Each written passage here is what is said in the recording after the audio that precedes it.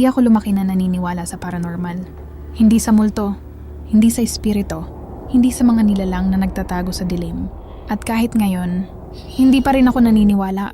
Ako yung tipo ng tao na laging naghahanap ng paliwanag. Lohika muna, rason. Mga bagay na may saysay.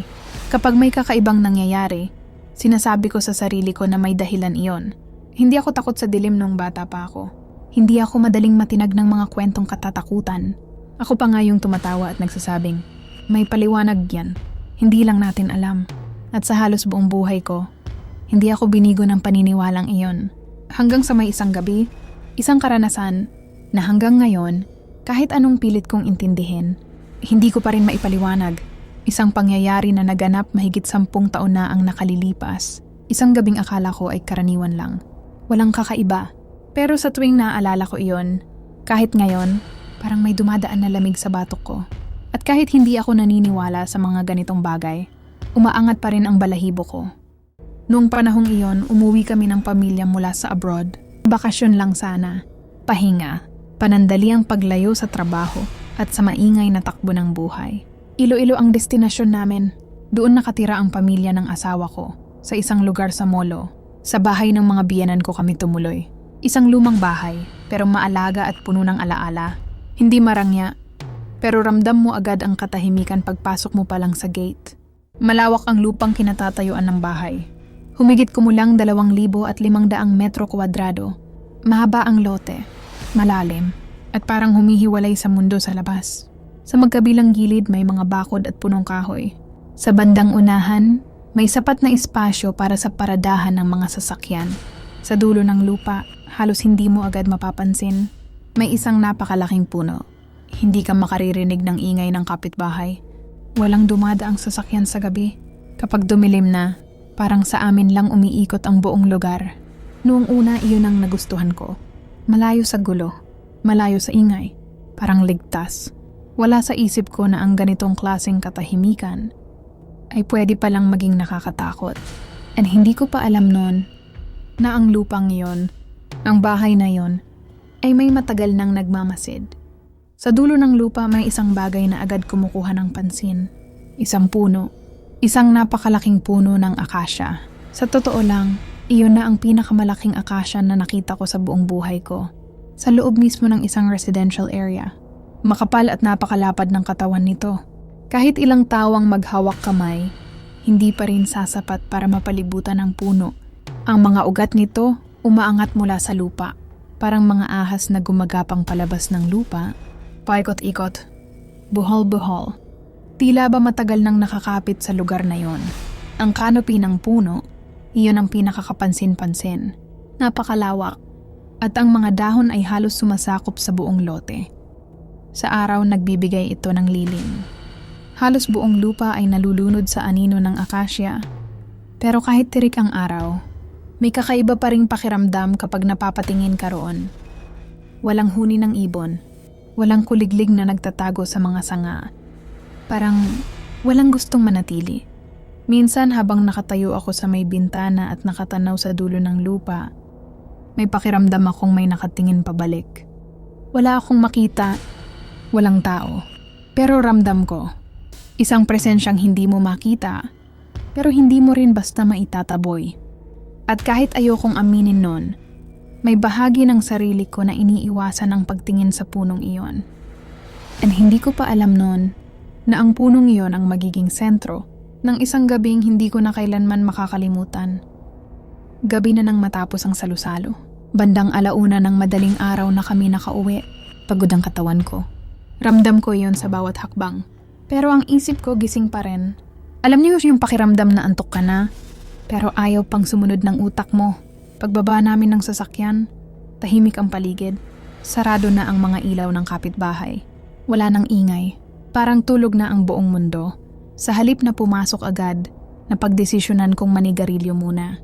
Isang sandali lang, pampakalma. Bago maligo at tuluyang matulog, may nakapark na truck sa loob ng property.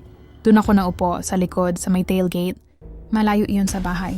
At mas malayo pa sa puno ng akasya sa dulo ng lupa. Mula sa kinauupuan ko, tanaw ko ang buong property. Ang bahay sa isang banda, ang bukas na espasyo sa gitna. At sa dulo, Ang madilim na hulma ng puno, hindi ko ito pinapansin. Isa lang itong puno, tahimik ang gabi. Walang hangin, walang kakaibang tunog. Isa lang itong ordinaryong sandali. Isang taong uupo sandali bago matulog. O yun ang akala ko. Hindi ko alam na ilang minuto lang ang lilipas, may sisira sa katahimikan ng gabing iyon. Habang nakaupo ako roon, may biglang nagbago. Hindi ko agad namalayan kung kailan. Wala namang hangin. Pero bigla, lumamig. Ito yung lamig na ramdam mo sa loob ng katawan. Kahit nasa isang tropical na lugar ka, naramdaman ko muna sa batok ko. Isang pangingiliti, parang may dumaang malamig na daliri sa balat ko. Pagkatapos umakyat ito sa leeg ko, hanggang sa itaas ng likod. Isang kakaibang sensasyon na hindi ko maipaliwanag. Napatigil ako. Hindi ko muna ginalaw ang ulo ko. Doon ko napansin, parang may nakatingin. Alam nyo yung pakiramdam na kahit hindi ka tumitingin, sigurado kang may mga matang nakatutok sa'yo? Ganon ang pakiramdam ko. Dahan-dahan akong tumingin sa paligid. Una sa bahay. Pagkatapos sa bakuran, huminga ako ng malalim. Sinabihan ng sarili ko na huwag maging praning. Walang dapat ikatakot. Pero kahit anong pilit kong baliwalain, nandyan pa rin ang pakiramdam. Isang presensyang hindi mo makita, pero ramdam na ramdam mo. At sa kauna-unahang pagkakataon noong gabing yon, may bahagyang kaba na sumiksik sa dibdib ko. Dahan-dahan kong iniangat ang tingin ko papunta sa dulo ng property. Madilim na ang paligid, pero malinaw pa rin ang hulma nito. Isang napakalaking anino na tila mas maitim kaysa sa gabi. Habang nakatitig ako roon, may napansin akong kakaiba. Sa ilalim ng canopy, may gumalaw. Sa una, inakala kong nagmalik mata lang ako, pagkasangalang na umuga, o anino ng dahon na tinatangay ng hangin. Pero hindi, may anyo. Isang silhouette ng parang tao na biglang humiwalay mula sa taas ng puno. Doon ako napaupo ng diretso. Ang inaasahan ko, kung may mahuhulog man, ay isang mabilis na bagsak pababa. Pero hindi iyon ang nangyari. Hindi ito bumagsak. Lumutang ito pababa. Mabagal. Mula sa taas ng canopy, unti-unting bumababa ang anyo, parang walang bigat, parang hindi sakop ng gravity. Alam kong gaano kataas ang puno. Hindi bababa sa 30 hanggang 40 talampakan. Walang taong makakatalon mula roon nang hindi masusugatan. Walang taong bababa ng ganon na parang wala lang. Habang pinapanood ko yon, parang humigpit ang dibdib ko. Doon ko naisip, hindi ito normal. Ano man ang tinitingnan ko noon, hindi ito tao. At lalong hindi ito isang simpleng imahinasyon. At sa sandaling iyon, tuluyang nawala ang kahit anong paliwanag na pinanghahawakan ko. Sa sandaling makita ko iyon, parang may dumaloy na kuryente sa buong katawan ko. Nanginig ako, hindi dahil sa lamig lang, kundi dahil sa takot na biglang sumabog mula sa loob. Sinubukan kong gumalaw, kahit bahagya lang, kahit igalaw ang mga daliri ko. Pero wala! Parang nagyelo ang buong katawan ko. Parang may humawak sa akin at sinabing, "Diyan ka lang." Humigpit ang dibdib ko. Mabigat ang paghinga. Ramdam ko ang tibok ng puso ko sa tenga ko. Gusto kong tumakbo. Gusto kong sumigaw. Pero wala akong magawa. At doon, biglang nagwala ang mga aso. Ang mga guard dogs namin, na buong gabi lang karaniwang nakahiga. Sabay-sabay na tumahol. Malalakas. Sunod-sunod.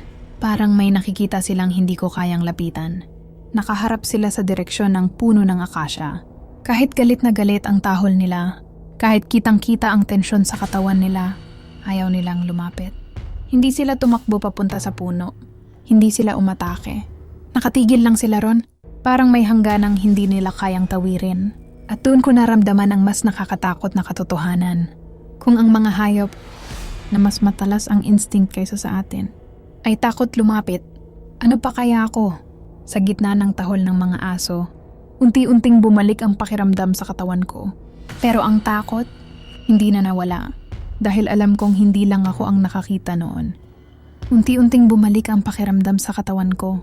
Hanggang sa tuluyan na akong nakatayo. Hindi na ako nag-isip pa. Hindi na ako lumingon. Ang alam ko lang, kailangan kong makapasok sa loob ng bahay. Mabilis ang mga hakbang ko. Habang papalapit ako sa pinto, narinig ko pa rin ang tahol ng mga aso sa likod ko. Malalakas. Desperado. Pagdating ko sa may pintuan, saka ko sila nakita. 2 German Shepherd. Ang biglang dumaan sa tabi ko. Mabilis. Halos sumalpok sa akin. Papunta sila sa gilid ng bahay.